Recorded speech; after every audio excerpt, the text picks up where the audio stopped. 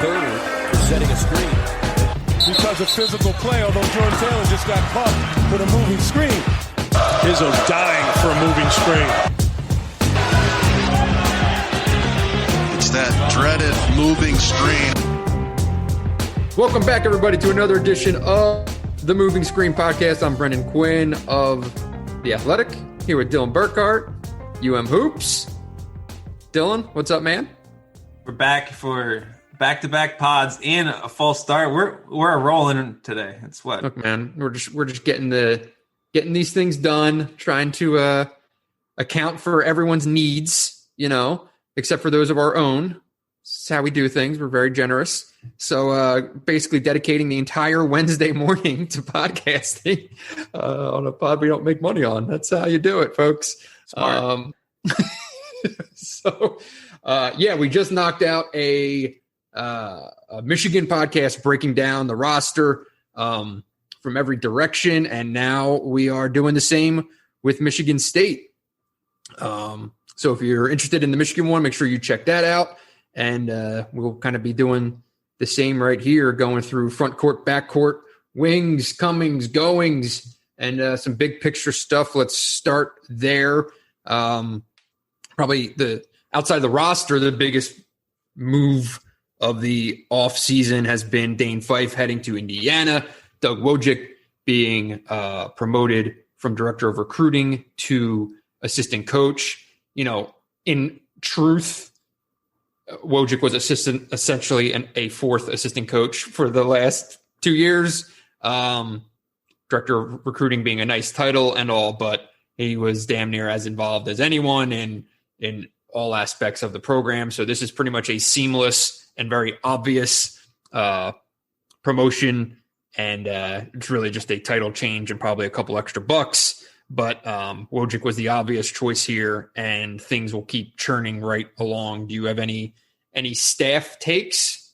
Well, I don't have any major staff takes, but it is interesting. Even we've talked forever about Michigan State being one of the most longest tenured staffs, very continuity there, and even in a shakeup, it's still it's a move that screams continuity, right? You're bringing someone who's already been part of what's going on there. It's going to basically be more of the same, and I think it's hard to argue with that as far as results over the last however many years. But I think it's also not any kind of shakeup where you're going to go and try to bring in something different and do something different, right? I guess you could look at this as, are you going to go outside the box and try to do something else? I don't really know what that would be, and that's not really what Michigan State does, but that would be my only take. And I don't think it's any problem with that. I think that's probably the smart move, to just stick with what you've done and what works. Yeah, I definitely think that any thought of, hey, maybe is this going to break it up, try to bring in some new thoughts, new ideas? I did not see that happening. This was going to be the way that things went, I thought, right from the jump. So, that makes the most sense, and things keep kind of going right along in terms of the operationally within that program. So leaving, let's start there with what this roster is losing from last year. Obviously, Aaron Henry to the NBA, Josh Langford stepping away from basketball entirely, Rocket Watts to the transfer portal, Foster Lawyer to the transfer portal, Thomas Kithier to Valparaiso via the transfer portal, Jack Hoiberg, shout out, is heading to Texas Arlington. So basically what it breaks down to, 3 of the top 4 scorers, Michigan State, and most of this is from Henry, but Langford and Watts played a lot of minutes, put up a lot of shots. So Michigan State is losing 55% of its total field goals made. It's losing 58% of its field goal attempts attempted, 62% in Big Ten games. It's losing 65% of its total assists. It's losing 57% of its scoring in Big Ten games. So fair amount of turnover, fair amount of question marks. The big pieces coming back. You have obviously Gabe Brown, Marcus Bingham, Malik Hall, Julius Marble, Joey Hauser, AJ Hogard. Matty Sissoko. But, there are a lot of familiar names, but not a lot of production, we'll say. So the entire returning roster has accounted for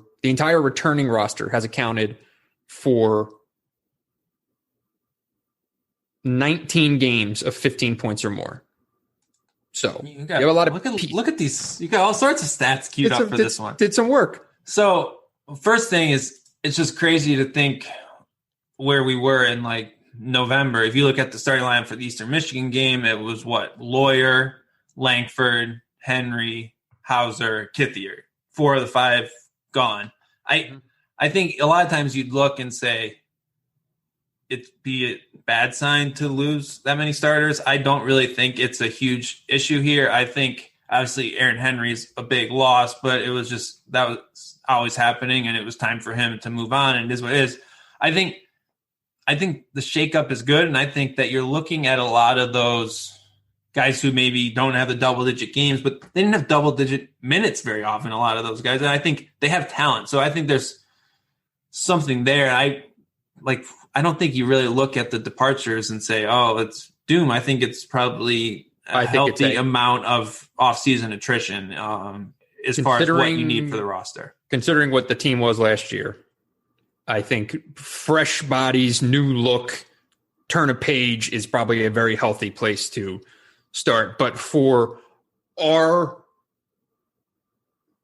typical vision of Michigan State and what you see going year to year to year to year, right? It's just for it to be this bare in terms of prior production is pretty uncommon, right? Like 20-point career games, Joey Hauser 3, Gabe Brown 1. That's it on the entire roster. You just don't really see that at Michigan State, right? There's usually a certain process of elevation that is just kind of not there. So we'll see. Here's how I put it. We do the Big Ten top 25 list. I do it with Inside the Hall every year. Mm-hmm. I feel like there's probably been at least one Michigan State player in the top 10, if not top 5 every year.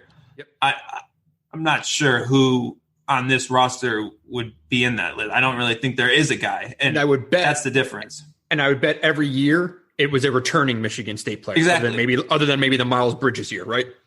Yeah, that would probably be the year where you last looked to where there wasn't maybe that prove. Like it was usually there's a freshman who played a bunch of minutes who's going to be a sophomore, and it's sort of a natural handoff. And that's not completely there with this group. And it does remind me of that, what was it, 17 team with the freshmen where you're going to have all these kind of new pieces coming in and figure out a way to run the offense. But yeah, I mean, really the closest thing like Michigan State has to that guy is Hauser. And Hauser, how much of that is reputation? How much of that is his name as opposed to what he actually did last year?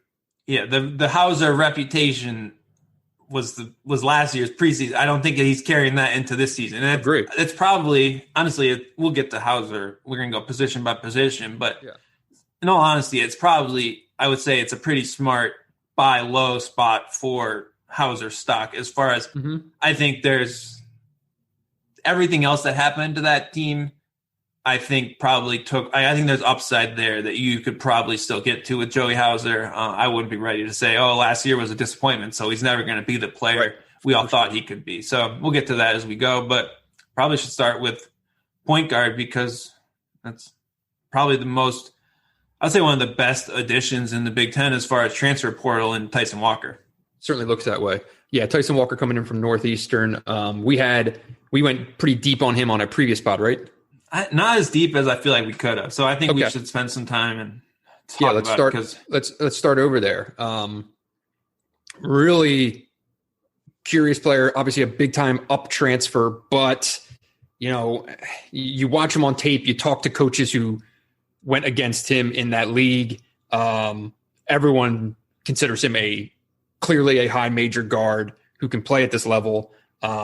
6 foot, naturally a ball screen guy. Like I do think Michigan State will be able to get back to playing the way they did with Cassius Winston, and we are not comparing Tyson Walker to Cassius Winston, but I mean in terms of how you saw the offense operate, how you saw the ball move, how you saw ball screens being used, you get to turn the page back to, I think, that style way more than you were able to than they did last year, because they plainly did not have a point guard, right? So let's start there, Dylan. Like the fact that Michigan State, I think, will be able to kind of get back to having more of a natural flow of offense and a real true point guard who can score and pass the ball. Yeah, like here's what I'd say. Go look up the school's recruiting Severe Wheeler right now. Mm-hmm. And if Tyson Walker were in the portal right now, every blue blood in the country would be trying to sign him. I think Michigan State did a really good job to strike early, go and get someone, because now it's just crazy. Like Severe Wheeler has awful shooting numbers and is all of a sudden like every blue blood wants it. It's just crazy. And now you look at a guy like Walker, who he finished I have him at 13th last year in points per game created out of ball screens. All the names up there are the names you would expect, right? And he's that guy. He's got a 50-50 split of shoot, pass, and ball screens. I really like, especially for an up transfer, and I think this is something when we talked about Mike Smith, we probably missed out. I like guards who can shoot. It's a lot easier to up transfer, and he was a 39% catch and shoot shooter, which is a good number. He was a 40% off the dribble jump shooter, both on pretty good volume. Maybe not as much off the catch, but still, like having a guard who's not going to be a non-shooter makes it way easier to transition into a higher level of offense, right? I think that gives him a huge floor. He's still young. Like it's pretty much a home run, I would say, as far as like if you're worried about knocks on him, I'd say it's probably that maybe he's a little small, maybe a little fragile, coming up to a more physical conference. Like that's probably the biggest concern. But man, I think it's a great ad. But also someone who like is not afraid of contact. He was getting about 5 free throws a game. Like he does play into contact. Obviously playing into contact in that league in the CAA, right, versus the Big Ten is different. But he seems to me as a pretty unafraid player. And when he does get to the foul line, he shoots almost 80%. He was the conference defensive player of the year, so he does and some of that's on, cheating and, intercepted passes and poking the ball away, stuff that he probably won't be able to do quite at this level. But he's a willing defender. Let's call it that. And steals are a great barometer of athleticism, right? Like even if you're not going to get steals, it means you're probably athletic at Michigan State. It means you're athletic enough to fit in at Michigan State, mm-hmm. right? So I think that's a net positive. Obviously, he's not going to be a 31% usage guy like he was at Northeastern, but I think I don't see how he's not the guy at point guard from day one, basically. And I think there's other guys on the roster, but no one else who's a proven point guard. And that was Michigan State spent all last year trying to deal with not having a point guard. So being able to just take Tyson Walker and pencil him into that spot, it makes everything easier as far as not just lineup construction, but offensive construction, right? Like you have that playmaker. You have the guy, like he'll make Joey Hauser better. He'll make Gabe Brown better. Like there's guys who are really good if they have someone to get them the ball in the right spots. And that was what was so lacking from Michigan State last year. Desperately lacking. Yeah. Like if you want to kind of picture the way Walker plays, like he's at his best splitting screens, right? So he has that burst where he's able to split a screen and make a play from there. And like how desperately did Michigan State just need anything resembling that last year? And it just had nothing. So, he played at 16 ball screens per game last year. He does have that ability to kind of get into that space, get to that, get into the middle of the floor and score and pass from there. So led the CAA in assist rate while also being a very natural scorer. So yeah, I mean, I think there's really, we tend to. I think instinctively I want to at least downplay up transfers, and it's just based solely on the numbers, right? But like there is reason to think that this is a very natural fit. What do you think? So I think it's pretty clearly that he's going to be Michigan State's starting point guard, I'd say. Yeah. For 2 years. For 2 years, potentially 3, right? But Potentially. Neither here nor there. But right. Do you think, does he have all conference upside? Like, is there a situation where he's Michigan State's best player and is an all Big Ten player? Or is it a situation where he's a really reliable starting point guard and allows other people to maybe reach that level? Like, what do you know what I mean? Like, what's the ceiling for him at this year? Let's just stick to for now.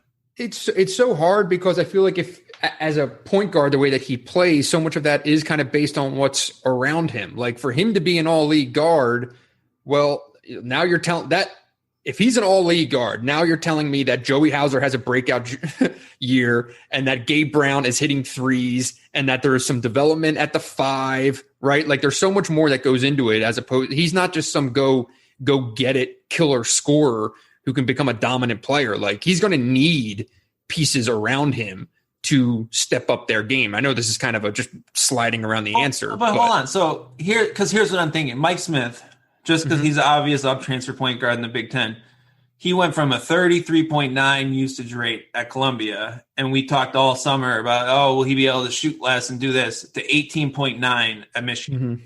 And he was very much like the head of the snake for Michigan, but it was in a very complimentary way. Tyson Walker has close to a similar usage rate, 31.2% usage rate at Northeastern. So I guess my question is he one of the top 2? Because usage rate is mostly shots and turnovers, right? So yes. Is he one of those top 2 guys, go-to guys for Michigan State next year? Or is he down the pecking order kind of like Mike Smith? Because it's a lot easier, I think, as an up transfer to use a lot less possessions. But for Michigan State, I think they might need some of that scoring too. That's the thing. I don't, when I look at this Michigan State roster, like I think an incredible amount hinges on this guy, this dude being a dude. And if he's good enough to be an all-league guy, then, that's Michigan State's upside changes dramatically. Either way, though, I think he's going to be used as if like that would be the possibility, right? And it's just because I don't see the options elsewhere of like who's capable of being a guy taking 12 shots a game. I don't know. And that's the question. There's no one really wired to play that way. And scoring point guards have been featured at Michigan State for a long time. But like last year, you're only returning guy who used over 20 possessions or 21% of possessions is Joey Hauser. And again, he's going to be better when someone's getting him the ball still, even if he's a high usage guy. So it seems like we just look back at how much Michigan State leaned on Aaron Henry. There's just so many shots available, and it's going to be really interesting to see how those get distributed. And it's a lot to put on a kid from Northeastern to just come up and do that. So I think you're going to have to find some of those pieces around him to at least shoulder some of that load. Yeah, I mean, for me, Walker's kind of like the hinge point of the year of how good this team could be. And I have no idea. It's just so hard projecting, a guy going from the CAA to the Big Ten because, like, I do think there are guys on this team who can improve and be different than maybe our perceptions. And I think, like, I have Malik Hall circled as, like, if I'm going to pick a guy who's a breakout player on this team who just completely out kicks any level of what he's going to be billed as being next year, I think it's Malik Hall. But we'll see. He could also just be the same thing that we saw the last year, but I also wouldn't be surprised if you see a career trajectory maybe similar to like an Isaiah Livers type, right? And obviously they're very different players and the numbers are different, but you get my point. Like I do think Malik Hall has that potential. All right. At the guard spot though, yeah. Say Tyson Walker is your guy, where does that leave AJ Hoggard? And I don't know because AJ Nakins might walk in and be above him. I think I'm not crazy about AJ Hoggard's game. No. And it seemed like every 3 weeks last year. It was, AJ Hogarth's going to recitate the season, and it just never really happened. And I don't really see what he is as a key piece on a really good team. And maybe that changes, but I don't know where that goes. So I'm curious your thoughts on Hogarth, and maybe I'm just being too down on him, but he's not really a point guard. Mm-hmm. He doesn't really shoot it well enough to be a two guard. He's not super athletic. He's just kind of jack of all trades, kind of in between roles. And there are guys coming in, like you say, who I think are going to be better than him. And that's what I'm curious. Yeah. I mean, the thing with him is you don't want to just bury it, right? Because he did not have a regular offseason heading into his freshman year, and he was just kind of thrown into the water when he probably didn't need to be, and blah, blah, blah. But what does this offseason look like? Is he going to get in much better shape and develop a jump shot? Because if he does, then you could make a case that, like, okay, maybe there's something there, but that's a lot to ask for, right? So, I mean, I think very highly of Jaden Akins. Now but he also just had a very weird senior year. Like, how much can you honestly project Jaden Akins, right, to justifiably be expected to do as a freshman point guard in the Big Ten when he also didn't have the summer of his junior year into his senior year of high school, right? And as a player last year had a really weird situation at Ipsy Prep and then goes to Sunrise where he did play well, but he was not the lead point guard. Okay, so now you're going to ask him to go in and give you 12 minutes a game as a point guard in the Big Ten. I don't know about that, but maybe. I mean, he's talented enough, but I think point being, Tyson Walker is going to play a shit ton. Jaden Akins, you want to see what he can give you. So then where does that leave AJ Hogarth? Yeah, I think that's how the breakdown goes. Akins, the role he played at Sunrise was almost ideal, where he probably looked like he learned to play with another point guard, which he's going to be in kind of a hybrid role here. Mm-hmm. When you look at, okay, Tyson Walker is going to be this guy. Akins is going to have to play the 1 and the 2 at different points and kind of split between those positions. So I don't think that's a huge issue. I think I agree with you. You want to maybe see Walker and Akins play a little bit together for sure. Yeah. Why not? I mean, I think that's perfect. I also don't know, he had a uniquely weird year as far as transferring midseason and everything else, but everyone had a bad high school. Not everyone, but 90% of players had some sort of weird high school season this year. It obviously wasn't normal.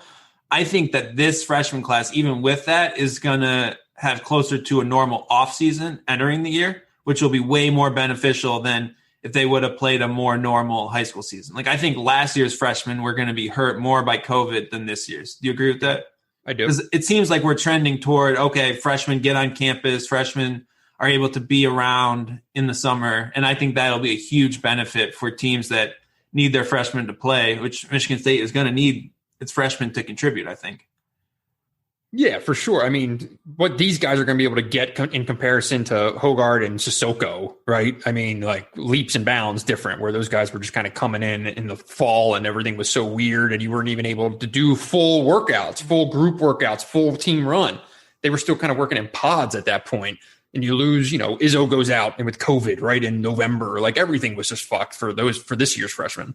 Yeah, and I think it'll be like that time on campus is more valuable, and like, doesn't matter where you play. You could play with the whatever. It's just your high school experience isn't going to be as valuable as actually trying to pick up what the team is doing with the team and growing that chemistry. So the sooner guys can get on campus, I think will be huge. And I think we'll see less, like the entire freshman class this year pretty much flopped. There's so many guys transferring all over the country that were top 40 kids. Like, it was a really hard year for that. And I think that there will be more opportunities coming around. And I think that's huge for Akins. And I mean, Sunrise was a pretty ideal place for him to land, and he got some good game experience there. And I really came on late for them. So I think there's reasons to be excited about him. I've always loved his game. And I don't see, when you look at this roster, even if it's not as a full-time point guard, he's still a primary ball handler type of creator in the sense that this team needs badly. And maybe it's sort of like a Jaden Ivey situation where he was really good. Like you look at his numbers and they're sort of ugly, but you see, wow, this guy's going to be a stud next year, right? So I think Michigan and Michigan State fans should look at Ivey and Curbelo and say, everyone agrees they were some of the best freshmen in the conference and they were pretty average efficiency-wise to kind of set expectations, right? But be excited about the future too. And I think the Walker addition is great for Akins. It's not one of those spots where it's like, oh shit, they just brought in this guy to play 2 years ahead of Akins. I don't see it that way at all. Like, because I think it gives him a good learning curve as a freshman. He can play off the ball. He can get some run at the one, right, to kind of get that taste. And then in 22, 23, when he's a sophomore, it can just be, I think that could be your starting backcourt. Right. Yeah, I'd much rather have Gabe Brown's going to be gone, right? You could have a it's a small backcourt, but whatever. I'd want to see those two. Those two could make a hell of a backcourt as a senior sophomore combination. Both playing at a ball screen, both doing stuff, right? I mean, I think that could really. I think it's advantageous, and then Akins takes over as a junior like that. I think that all kind of works pretty seamlessly. I'd much rather have 2 point guards than no point guards. And everyone's so obsessed over like, I want to be the point guard. And it's like a huge thing in recruiting where you'll see like, well, they already landed a point guard. You're way better off. Like, look at Baylor. They play 4 point guards, right? Like, I mean, that's what you need. And Michigan State was stuck with no point guards last year. I think you'd much rather have too many point guards on every roster projection in the future because it's just a way, like shot creation is just so important. And if you can get reliable shot creators, everyone else will benefit. So I think that's a fine situation. I mean, that could be the starting backcourt this year for all we know. Could be. Right. Could so be. Yeah, we'll see how that plays out. That's point guard. Is there anyone? We're not really missing anyone at point guard with Lawyer out. And I think, man, like that's point guard was the biggest issue with this team. And I feel like looking at it on paper, you feel a lot better headed into this season. You'd be hard pressed to find a better single position upgrade in the Big Ten in total than what Michigan State has at point guard for sure. Let's keep kind of going off the ball here though. So, at that 2-guard wing, right? Gabe Brown is going to be penciled in as a starter. And then Pierre Brooks, Max Christie. I think Max Christie is kind of that 3, but we're talking kind of 2-3. These are the bodies. And maybe Malik Hall gets some time at the 3. I think that is the ideal spot for him. We'll see how that goes, but Hall will certainly be 3-4. Whereas these guys are all kind of 2-3. Okay. So let's start with Gabe Brown. I think kind of coming into last year, we were saying, hey, if not now, when? This is the breakout year time for Gabe Brown. And it didn't really happen. Did we get there at the end of the year? A little bit more so. I mean, I feel like the last month of the year was the best month for Gabe Brown almost of his career. I mean, he got some starts. He was playing minutes. He was playing 30 minutes in multiple games. And then obviously like UCLA blow up and everything else. But I feel like, I guess it kind of sputtered again late looking at the game logs. But I feel like I was going to say, do you want to look at his last 4 games of the year? There was a moment there, those Illinois and Ohio State wins, where all of a sudden it was Gabe Brown has kind of changed the rotation, the lineup. You get some different things. Because for a while it was like, are we just quitting on this Gabe Brown thing altogether? So I guess that's sort of the story of Gabe Brown is the stops and starts and the where are we actually at. Is he a full-time starter next year? If he played like 30 minutes in those 3 games in a row, and I don't know if he ever has, maybe once or twice in the past. So that's, I don't know. It was very much, man, like it was very much the polar opposite of Brandon Johns at Michigan, right? Where Livers goes down, Brandon Johns steps up, and he kind of proves himself at the end of the year, and now you're excited about him going into next year, right? Gabe Brown at the end of the year, after Michigan State goes on that run, they did end up losing 3 of their last 4. Okay. And in those 3 losses, he went 3 for 15 from the field and made 1 3-pointer while being counted on, right, in a key spot to help this team kind of make that late push. And, I've been the biggest Gabe Brown proponent for 3 years. And, this year was tough, and he battled COVID, right? And things were kind of coming together there for a stretch in the middle of the year. And then he got hit with COVID and kind of went back off the rails. And I feel like we were just where we were before with Gabe, where I'm like, man, I see a lot there. He should be a guy that talent-wise has his game goes to another level, but it's just like, when? He still doesn't rebound. His defense is still questionable. He still seems to kind of just be lost sometimes. And if the threes aren't falling, what is he giving you?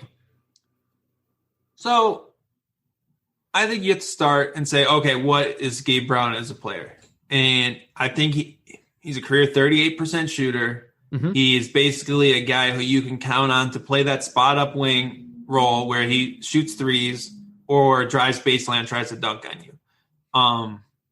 I think that he can do that, and he's really proven himself as a shooter, right? 215 attempts, career 38%. Like, it's a luxury to have a guy who's 6'8", can defend multiple spots, and shoot 40% from three. And that's a great guy to pencil in. I don't think we're ever going to get to Gabe Brown is playing out of ball screens or any sort of playmaking, sure, right? Like, the problem I have with projecting him next year is I think Max Christie projects to kind of a similar player archetype where he's going to be a spot-up guy first, but I think he has way more upside to be a more versatile offensive player. So in that case, where do you go as far as how much leash does Gabe Brown have versus like Max Christie's coming and he's probably more talented overall, right? Well, yeah, I mean, he's probably is more talented overall, but Gabe is more experienced. Gabe is stronger. Gabe has a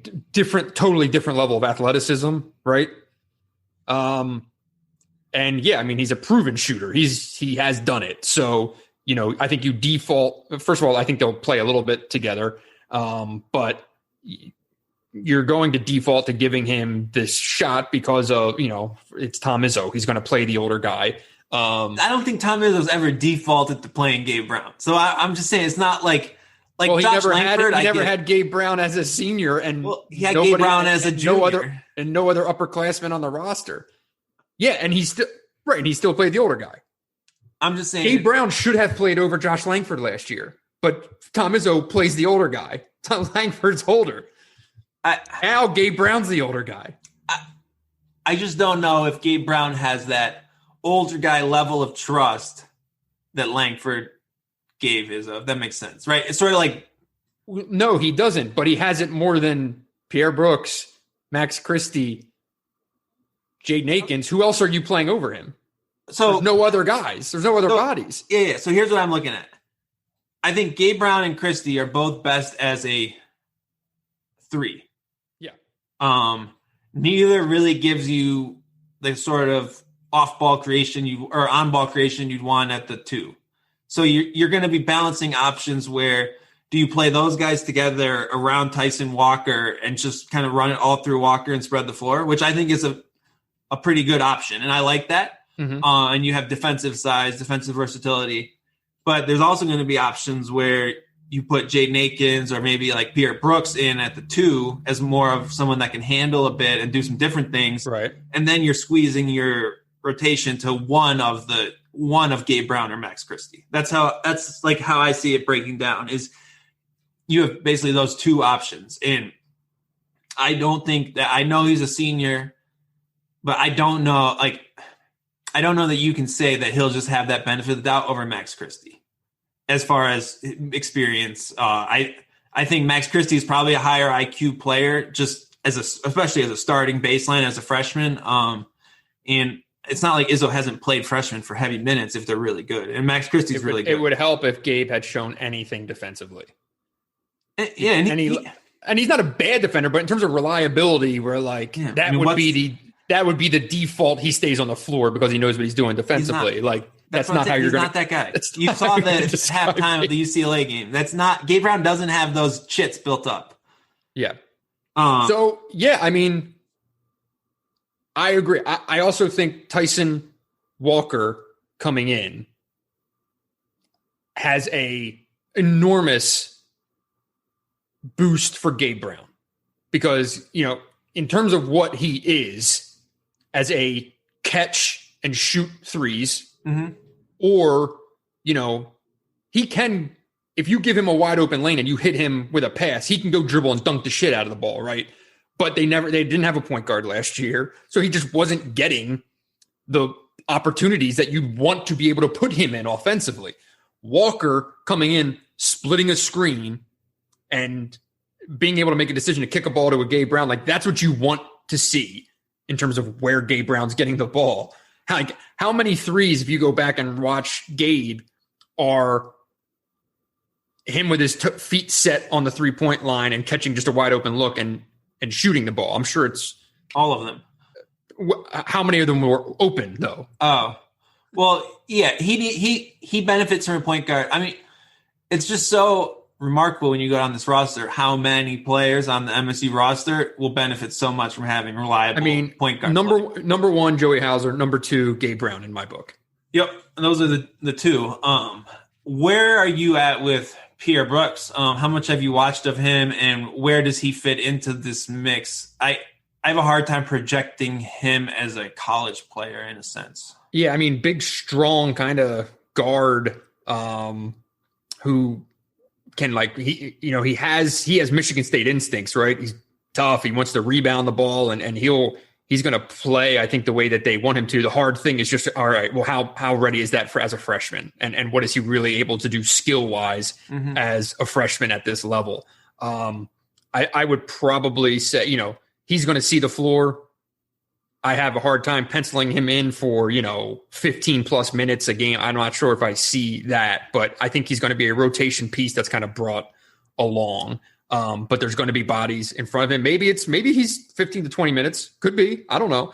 But I love his upside. Like, I think he's going to be a really good 3-4 year college player who, is going to have make his mark. Let's put it that way. Yeah. And I mean, he's been incredibly productive in high school. I just wonder, it's really easy for me to see how Akins fits, how Christie fits.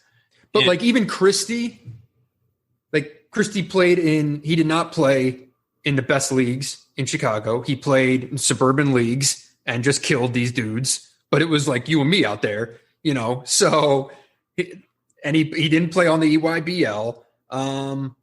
So even Christie, I mean, skill wise, obviously, look, he's a shooter with length and height and has enormous upside. He's 6'6". He's a 5-star. Without a doubt, people have been super high on him for a long time and with all the right reasons, right? But skill-wise, talent-wise, size-wise, this is a major jump that he's making. So it's not just pencil him in and no doubt about it. Like, could he be the Big Ten freshman of the year? Maybe. Yeah, I like Christie's. Christie reminds me of, he fits the way he plays fits a college offense. Whereas I think Pierre Brooks is going to have to rediscover, okay, I did this in high school. I don't think Christie can play his game in college and it'll be a productive college player. Brooks is going to have to refine things and adjust to how the college game is played. And I think that's a huge thing when you're just stepping in. It's great to have that path. And I think, maybe Christie just doesn't shoot well, but everything we've seen is he's a great shooter. If that's a huge base to build your freshman year off of, right? Being able to make perimeter shots will make the rest of the game easy for you and your teammates. And I love, he's just a smart player, even if he's not maybe an elite athlete. I'm all in on his role. I just think at the same time, Brooks is kind of like what you'd say about even Terrence Williams coming to Michigan last year, where he's just so productive of a player that you're going to find ways to play him. Agree. And I think especially early in the year, you're just going to play Pierre Brooks because he's probably kicking everyone's ass at practice. And just that's the kind of player he is. So it's interesting. I just don't really know. Is he a 2? Is he a 3? Where he really fits in the pecking order? And probably both. Yeah. And you could say that. I think Brooks and Malik Hall give you multi-positional kind of versatility there in those spots. I think that's right. Is Brooks going to be a guy who you can get passing from at the 2 though? That's what I don't know. Like, is he creating his shot? Is he a distributor there? How does that fit? Whereas Akins, I think I like more as a 2, even if he's a little smaller. Okay. So if you go 1, 2, 3, you're going starting next year. I wrote down Walker, Akins, Christie. I have Gabe Brown circle above, and he could easily pencil in. I like what you would get from like with the shooting with the Brown Christie at the 2-3. And I think that's probably where you see things start, but I still like the upside of putting Akins in there at the 2 personally. Okay. I think it makes you a little more multidimensional. What would you would say Brown, Christie? Yeah, I would just say the most likely starting lineup would be Walker, Brown, Christie. 1, 2, 3. Yeah, this is my most intriguing more than most likely. This is just thinking through how the pieces fit. Okay. Can we talk about Malik Hall? Yeah. You've been hyping him up every segment here. I'm calling my shot. He's going to be my breakout guy for next year. One of the breakout guys in the league. I think Malik Hall takes a major jump. I think so much of his game is undervalued, overlooked, and hasn't really had a chance to,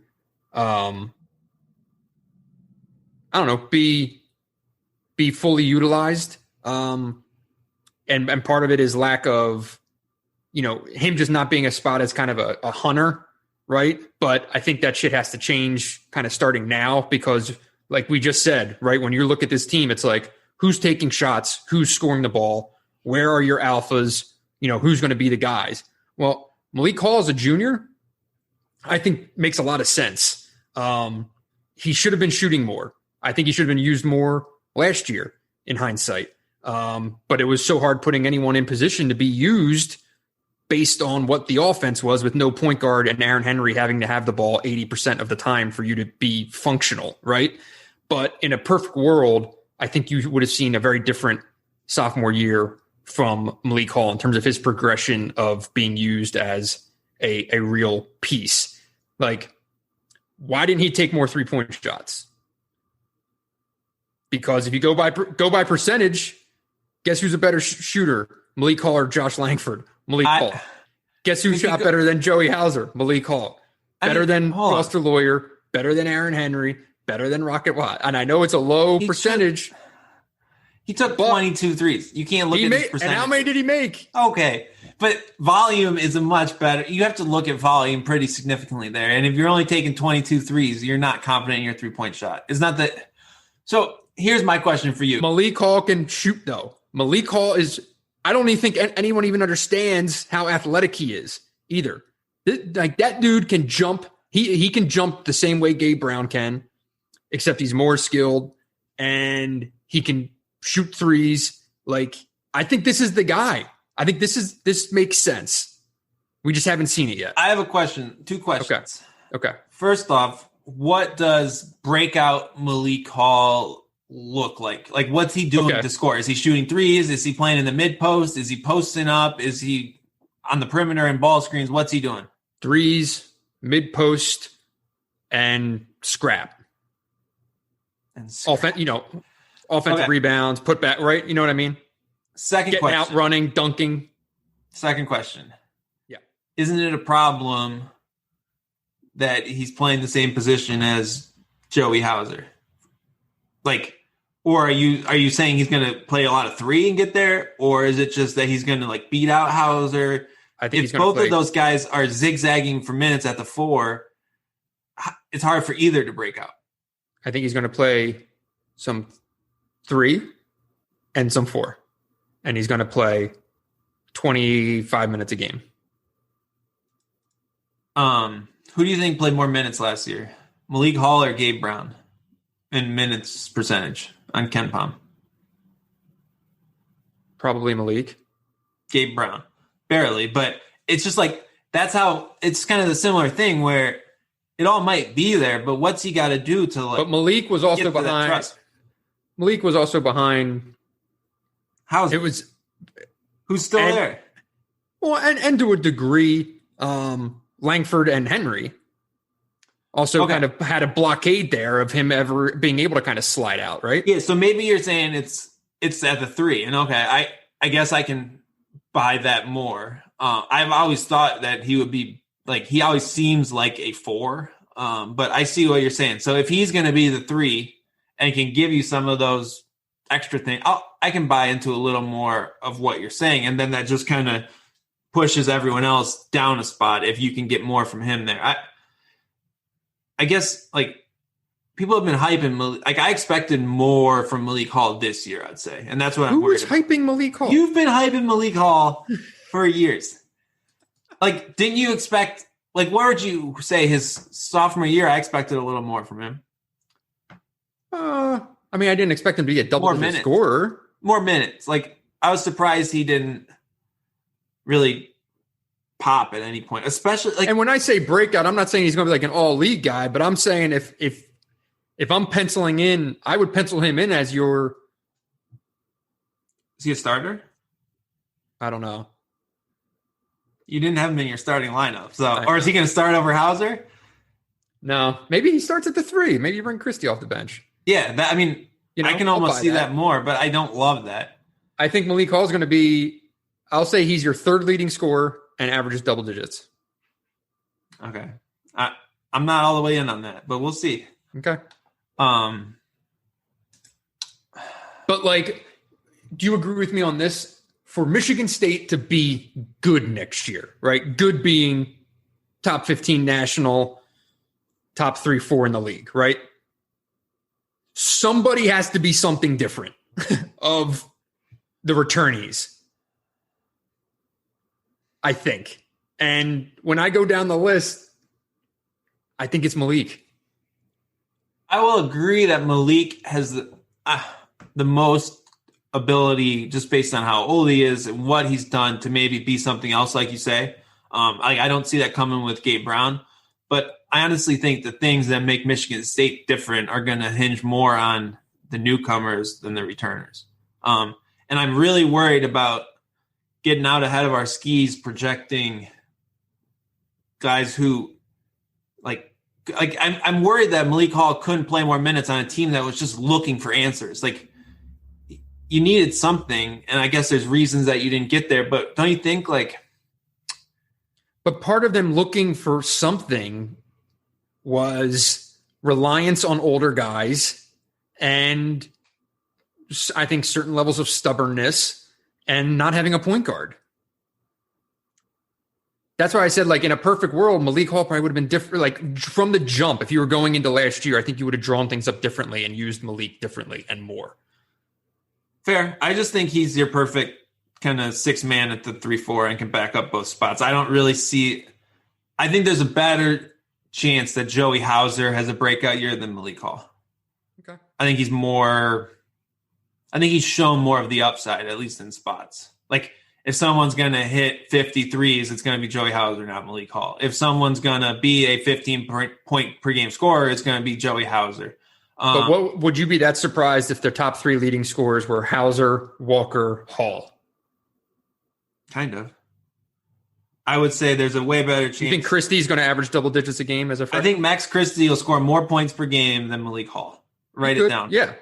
So that's a totally fair projection. I said I'm shooting a shot. Like, I'm not saying I'm just give me Malik Hall next year. Why not? All That'll right. be my thing. And if I'm completely wrong, you can make fun of me all year. I could see Malik Hall. I think there's a better chance that Gabe Brown slips down than Malik Hall. Like, Malik Hall's got, I trust him more to find ways to play and make an impact. And I think he might have more buy-in long-term as like an experienced guy from the coaching staff. I think there's more reasons to play him, if that makes sense. Okay. Joey Hauser did not average 6 assists per game. Where are you at with Hauser? his development and all that. Look, I mean, he was never able to be used last year the right way. And again, I hate to just keep harping on the point guard thing, but like in a perfect world, you're able to use Joey Hauser in ball screens, picking, popping, shooting, passing, right?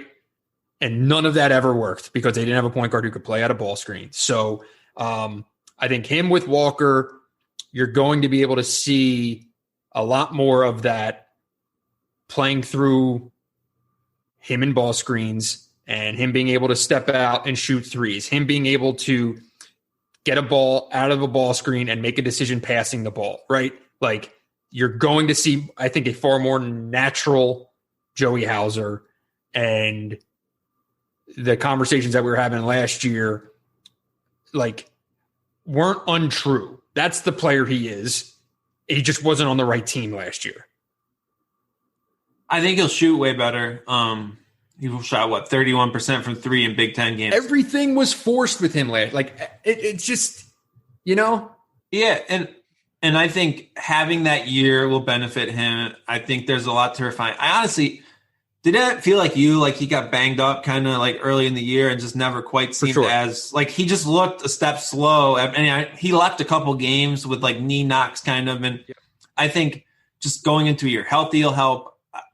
I think he'll be way better offensively. Like it's a pretty easy case for a breakout year offensively. We've seen him shoot 43% from three in a season.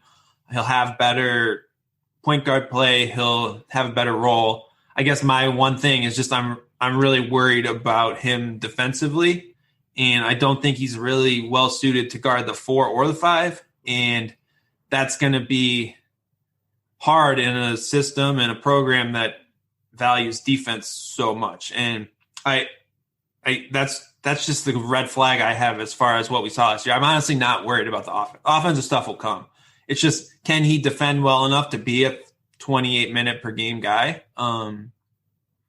I'm not completely sure after last year. And again, maybe like he did seem knocked up and like banged up, and I wonder if that could have played a factor. But that's where I can't get held up when I'm like, okay, is Joey Hauser, even with good point guard play, is he going to turn into that player? I don't know. That's fair. I mean, yeah, he did leave the starting lineup last year, right? Like if in the beginning of the year, that's not something anyone would have projected. But yeah, I mean, you saw it in the late in games, right? He was on the bench a lot of times in key spots, and it was because his defense was a liability. You go through the close of last season. He played 16 minutes against UCLA. He played 13 minutes in the conference tournament against Maryland. He played 17 minutes in the finale against Michigan. His role kind of dissipated to marginal, and it's going to be a big bounce back to them wanting to establish whatever vision they have for him, and being able to play without fouling, because that's the other part is in some terms of his minutes being limited, like he was prone to not being able to defend without fouling, and it got him in trouble in some spots. So they're going to have to spend all off season, I think, kind of locking him into how he can be a defender, because it's not. I don't think it's a matter of not being a willing defender or not wanting to work or not being tough or any of that stuff. Like I think he wants to be a decent defender, but it just everything. I don't know if he's tough. We're gonna say like I don't think he's. Is he? He's not Draymond. He's not a Michigan State guy, but like I mean. He was grabbing rebounds and banging around at times last year. Like he wasn't shying away from stuff, right? Is he? Yeah. Is he a junkyard dog? No, Malik Hall. But he's not some totally inept, weak, soft guy. I wouldn't call him that. I'm not calling. I didn't say that. I just don't like. There are guys who are tougher on like Malik Hall at the 4 is tougher. Julius Marble is tougher than Joey Hauser. Malik Hall is tougher than Joey Hauser. That's what I'm getting at, right? Like There is a trade-off there as far as what you're getting, but you get the offense and the shooting. Like, do you think he's better suited just defensively, like Is he have a better chance to be above average guarding 4s or guarding 5s? Kind of, well, I mean, if it's just a stretch 4, if like it's Joey Hauser guarding Joey Hauser, yeah, of course Joey Hauser can guard Joey Hauser. That would be ideal. But if it's a 4 who can go by you, if it's an athletic 4, no.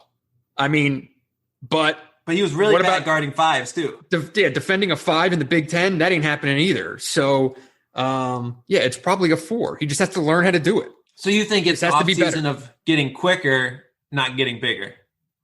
Yes, I agree. He's not bulking up. I don't see that happening.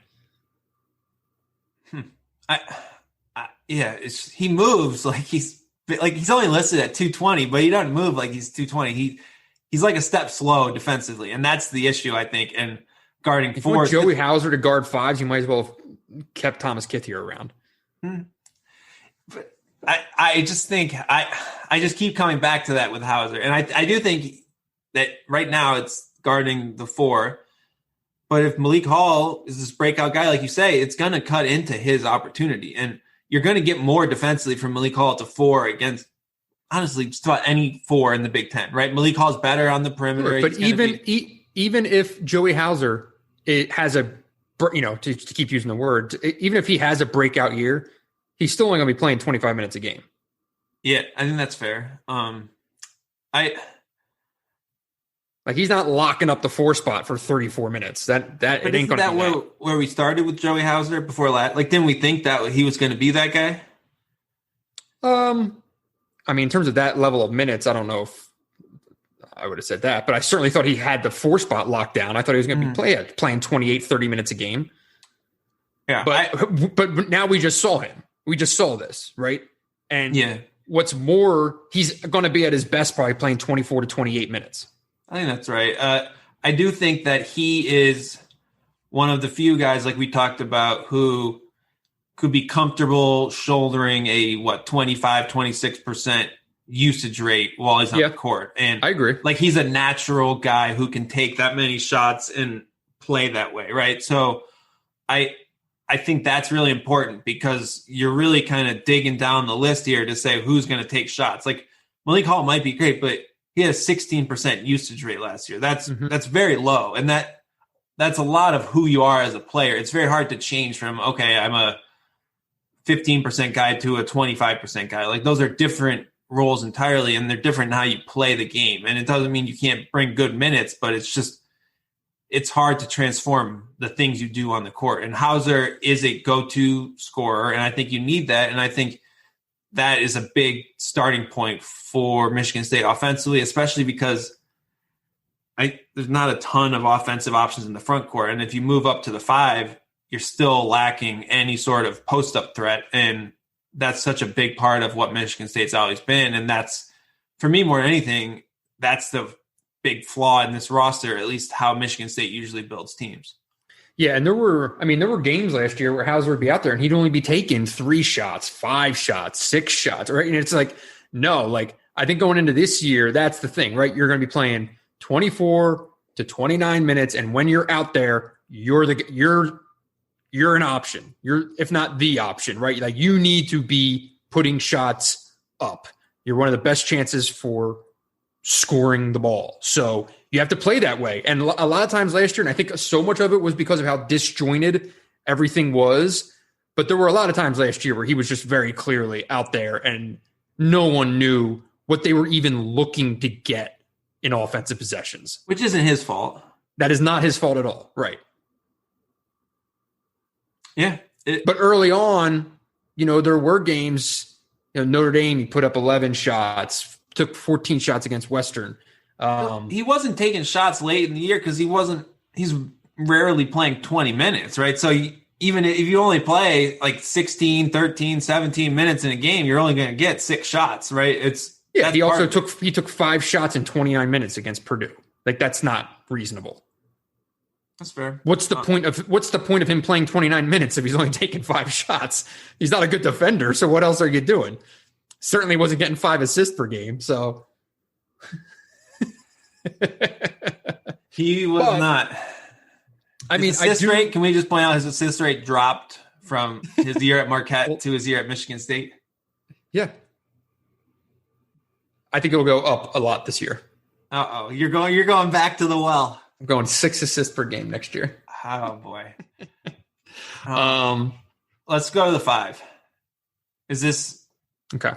This is sort of like the K Brown. Like, is this Marcus Bingham's job? Let's to just lose? keep having the same conversations last year. It's got to be Bingham. Yeah. So you have Bingham, Marble, Sissoko, right? Yes.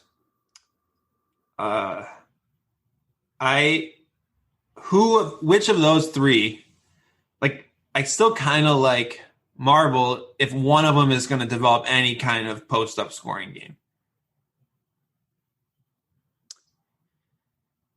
Yeah, I mean, because what Marble's a decent finisher, good defender, good rebounder, strong, moves bodies, plays his ass off. That's all well and good. But in terms of upside, it's still Bingham. It's the same conversation for 4 years.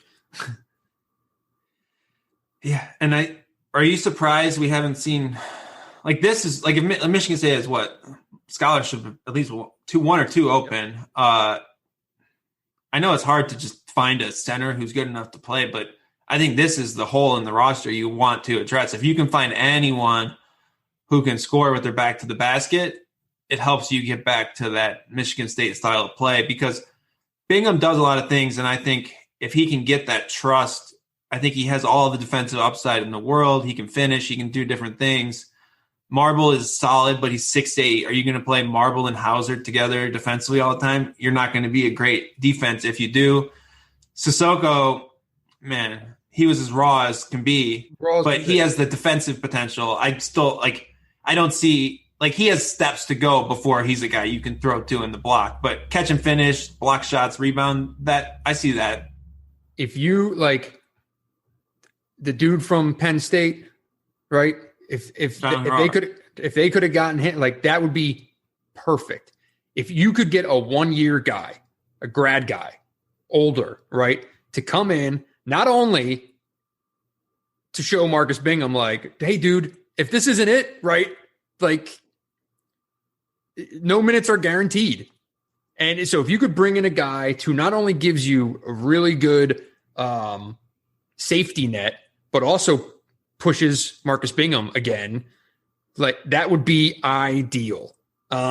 Because in that scenario, right, you can sell Julius Marble on, look, you're still going to get a decent amount of minutes at the 5. We will get you out there, right, for 15 minutes a game. And as a what would he be then? What would he be next year? A senior? Marble would be a junior next year. He's a junior this upcoming season. Yeah. You're right. And then so yeah, you could sell him on as you're going to be a starter as a senior, right? Sissoko, stick around. You still need to develop, right? Your sophomore year, you're going to spend behind this other guy, and then we're going to start using you as an upperclassman. Like you don't want to bring in a young center. That doesn't because you would get these guys would bolt.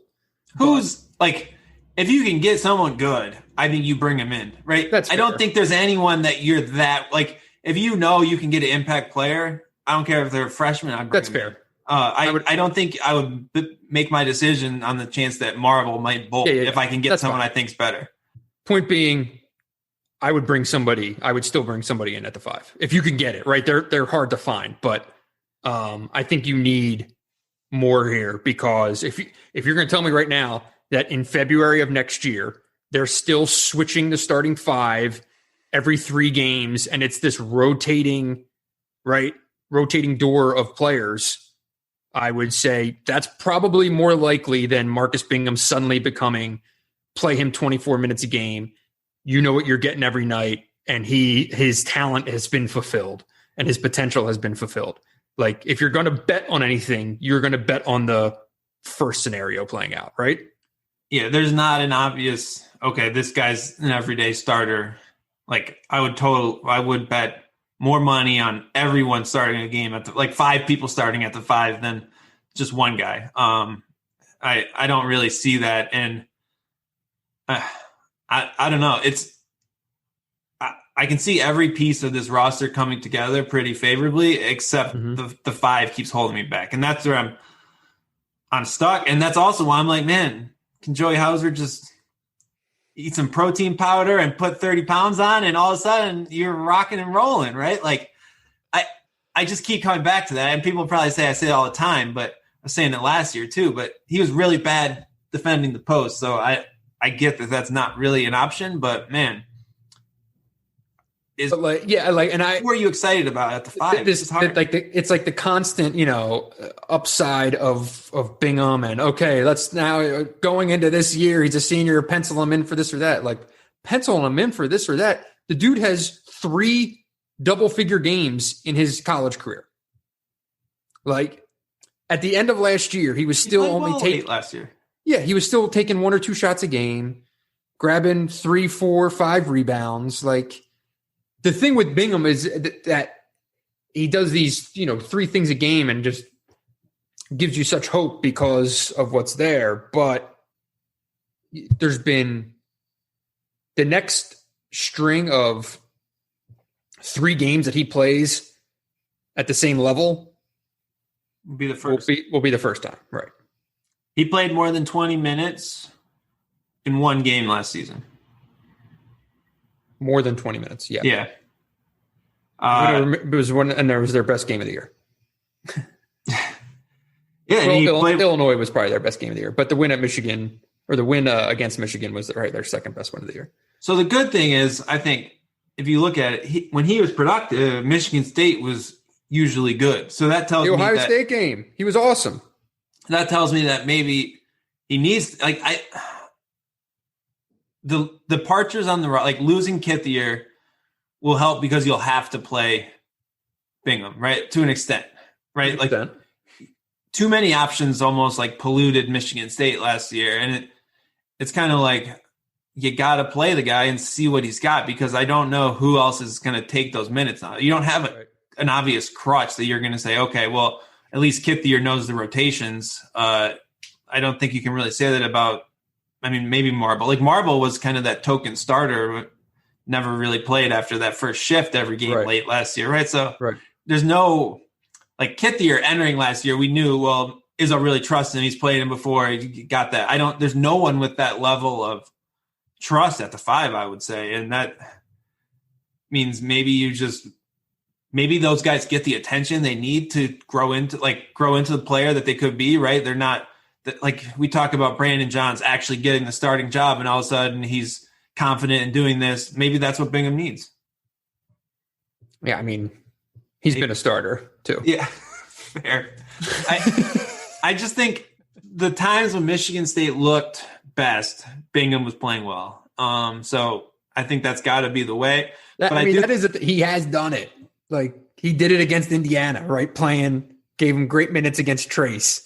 He did it against Ohio State. He did it against Michigan. Like, what else do you need, man? Like, it's just a matter of sustaining it. And with him, it's always been, a year older, a year stronger, a year smarter, right? And you just wait and you wait and you wait until it gets there. And maybe this is it. And maybe, we're selling him short. But, we've both always bought his potential. But it's just, if you're going to go into the year putting it on him, well, don't complain in February if it doesn't work, because you've had ample reasons to not put your eggs in that basket, frankly, right?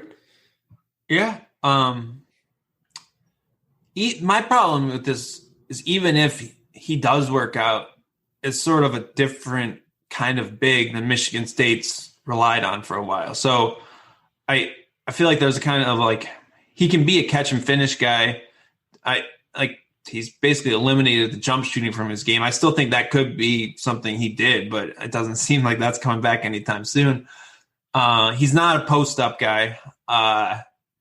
And it puts just all the pressure back into those backcourt options, right? You're going to need a really good perimeter attack because you're not going to really score on the interior. And I think that's what's different about this Michigan State team. I know we had a lot of stats on the pod last year about this is one of the worst Michigan State teams kind of in the paint and around the basket as far as 2-point numbers go. And that's where you got to figure out a way to correct. And I don't think Michigan State really loses anything that should have a negative impact on that. So they should get better, right? Like Kithier wasn't defending the rim. But so that's where I look at, like, big picture, this team, I think improvement starts at the basket, right? Like you have to start winning games in the paint, defensively and offensively, and finding ways to create those points. And there's lots of ways to do that, right? It doesn't mean pounding it in the post. It means defending the rim. It might mean dribble penetration. It might mean more transition. There's all these different paths to that. But that's the stat I think I'd look at for Michigan State is, can you get those 2-point shooting numbers fixed? And if you do, you'll be much more like a traditional Michigan State team. Last year, Michigan State was ranked 241st in 2-point offense. You have to figure out a way to create some easy baskets. And they just couldn't last year. It's like really hard to be that bad in 2-point offense and still rank 6th in the country in assist rate. Like right. That's where I come back. And Michigan State has been, if you look back, they're always great in that stat. So I do think there's reason to think they can address that. Like Bingham should be a dude as a senior playing with a legit point guard that you can go put in a 1-5 ball screen, have him roll to the basket and just throw the ball up and he just dunks the shit out of it, right? Like that should be a very reliable option.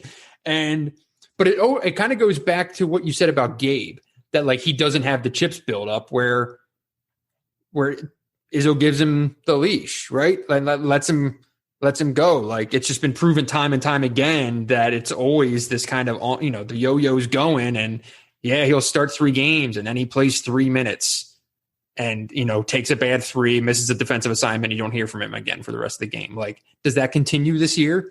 Like, that's just a major question mark. Yeah, I do think it's hard with a smaller point guard, but his length and finishing gives you that avenue to play above the rim, kind of with the lob game in the pick and roll. Exactly. And like you don't get that with Marble, but with Bingham and potentially Sissoko, that could be something that you get to more that wasn't really a part of the offense last year. It takes a good point guard to create it, but that vertical element can help create spacing in the ball screen game too, because it puts so much pressure on the tag man and the guy guarding the screen. Okay, so who would you say, in terms of Michigan State's upside, who are you most excited about on the roster as a whole? Like, give me a guy. So I think Walker and Christie are the obvious ones, but I'm gonna go with Jaden Akins as the X factor. I think he's kind of the swing. Like if he can be I think he can be a legit 25-minute a night contributor and bring things next to those guys. I think that creates an element of versatility that just makes this Michigan State team a lot more dangerous to guard, a lot more multidimensional, and kind of come together. How about you? Besides Malik Hall? Malik Hall. No, I mean, I think it's Christie and his shooting ability and giving them just a really different look, a different presence, kind of that maybe a steady, like he seems to kind of have like that steadiness, the maturity to the game that things just were just so disjointed, frantic at times, lost at times. Like the ball never moved. Like there was no flow to anything. Like Christie just seems like a guy who's going to be able to make the simple plays that are invaluable. Yep. And, and just that presence is going to be huge. So, seeing him get out there, make some shots, it's just like shot making at times last year. It was just so hard to watch them play when just there was just no one on the floor at times. You're like, can anyone even shoot the ball? And that just wasn't a thing. So getting a guy with the, elite shooting that people are talking about projecting to the league is just going to be a very different brand of basketball to watch. Yeah, a lot of the things I said about Caleb Houston and the Michigan pod, I think applied to Christie in a lot of ways. I think Christie's probably more of a ball handler than Houston and is closer to some of those secondary things, but his immediate impact is all about just that smart, high IQ, space the floor. Like he fits in a college offense right away. It'll be really interesting to watch those guys as freshmen because I think they'll kind of get lumped together in a sense. They both probably project to start. They both are All-Americans. They both are in that realm, and it'll be interesting who comes out as a better player. I don't know. You gotta who would you pick as the better season between those two? Putting you on the spot. Between Houston and Christie? Mm-hmm. I'd probably say Christie based as much on opportunity to be a primary option. Bigger scorer. Mm-hmm. You know? So I think that's probably the safer bet there. Houston, I might like a little bit more in terms of long-term projection. Yeah, I think that's probably right. I'll be interested where they come. This is going to be a hard Big Ten top 25 year because I think there are going to be a lot of freshmen expected to contribute, and we usually miss badly on freshmen, so that'll be good. Right. But, like, if he can just come in, I almost think it's going to be, like, overlooked or forgotten just how bad Michigan State was at putting the ball into the basket last year. Like, 32% on threes. They ranked 250th in the country. 48% on twos. They ranked 240th in the country. Like, those are numbers that are just not even fathomable for Michigan State. Like, it is so ridiculously out of character. Like, there's going to be a lot of talk this offseason, right, about, like, Michigan State getting back to what it is and getting back to Michigan State basketball and blah, blah, blah. And, like, usually that would be, like, rebounding and toughness and blah, all that bullshit, right? Like, no. This right now, it is just finding guys who can score the ball. Like the most basic act was the most difficult thing for Michigan State to do last year. They were 98th in the country in efficiency. That's just, you just don't see that for this program. Yeah. And so much of it, I think, was also just confidence, right? Mm-hmm. They were broken. Yeah, for sure. Things compound so quickly in a season, especially a season like this, where I just think if a couple things go differently, like I don't know how it turns up. Like I think Michigan State was worse than its players last year because of how things fell, right? Like that team had the talent to have been better if the season played out differently, if whatever. I don't think obviously they were overrated in the preseason, but I think they could have been better than they were better than the 64th best team in the country, I would say, especially when they like figured out how to play well, and they just never got on that same page. And I like how much reshuffling there is, right? Like you write out a lineup and there's a lot of new pieces. I worry about how much you can really trust guys who couldn't really who weren't the guy on last year's team, who weren't even really an option to just all of a sudden be that player this year. And like the fact that it all went on Aaron Henry's shoulder obviously had a lot to do with the point guard play, but also just like, man, like anyone, like they desperately needed someone else to step up. And we can talk about Gabe Brown, Malik Hall, whoever else, but they didn't step up last year to any significant extent. I mean, you could have had much better results last year if things went differently. The COVID pause, right? And they came back and they were so bad when they got back, understandably, like you're not going to knock them for that. But like that performance, they scored 37 points against Rutgers. Like shit, they weren't that bad. There were a lot of extenuating circumstances and things like that. Right. So, say you didn't see that, or say the Purdue game went a different way. Right. And they had a little bit of a different resume and got in with a little bit more breathing room and maybe weren't in the first four. All those things could have happened, but the limitations of what that team wouldn't have changed. Like those things were baked in the cake, right? That's what the team was. They should have added a point guard like Tyson Walker going into last year's. It would have been totally different, right? So all of that was what it was, but you're right. They weren't as bad. Everything was just so strained over the course of the year that it was really a testament for what they did late. and those wins over Ohio State, Indiana, Illinois, Michigan, to salvage something out of that year, because they really had no reason to, frankly. You know what I mean? Mm-hmm. So Michigan State is a top what team in the Big Ten next year?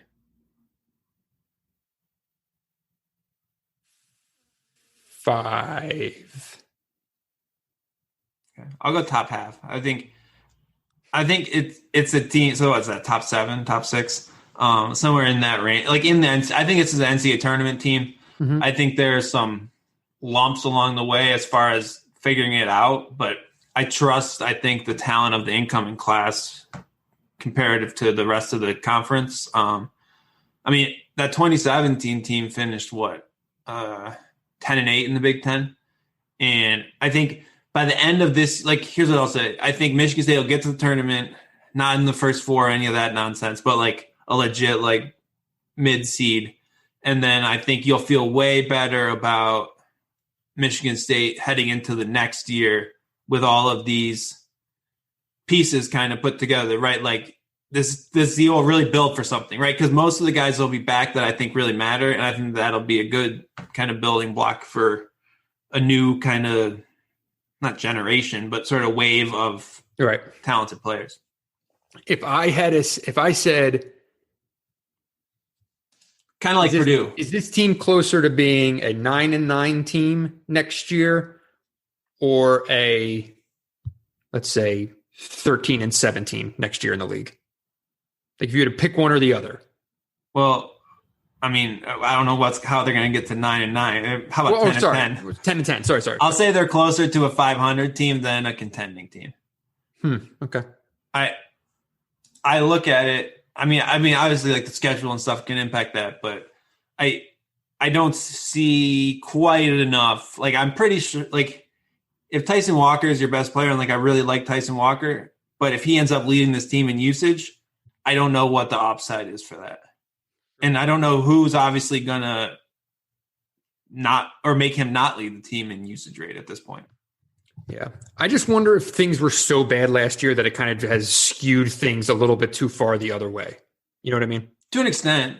And I think, I'm not saying that 500 is the best case scenario for this team, but I think like 11-9, make the NCAA tournament. And then like Purdue, everyone's like jazzed up about Purdue because Jaden Ivey, all these guys are coming back. Like, I really think that's how I feel about Michigan State, where all of a sudden, you know, we talked about Michigan State has a guy coming back who's going to be all conference guy. It's going to be like, oh, well, Jaden Akins is going to be a star the next year. And maybe he gets to that this year. We'll see. So, because I would go the other way. I would say I think that they're closer to being a 13. If I had to pick one, you said they're going to be 13-7 or better, or 10-10 or worse. I would take 13-7 or better. A lot of it has to do with the league. You know, we'll do a separate pod here on kind of maybe look back on the league and how good was it?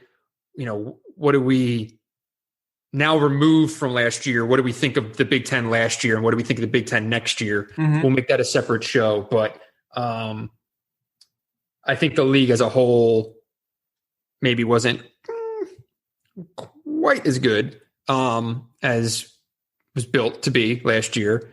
And next year is losing a ton and taking a step back. And most of the incoming talent is going to 2 schools. Yeah, I just pulled up the Torvik, and I kind of see. So just for talking point here, here's the Bart Torvik early preseason, whatever, pecking order for the Big Ten. His computers have Michigan, Purdue, and Ohio State in the top 10. Maryland at 14, Michigan State at 17, Indiana at 25. From there, the next team, Northwestern.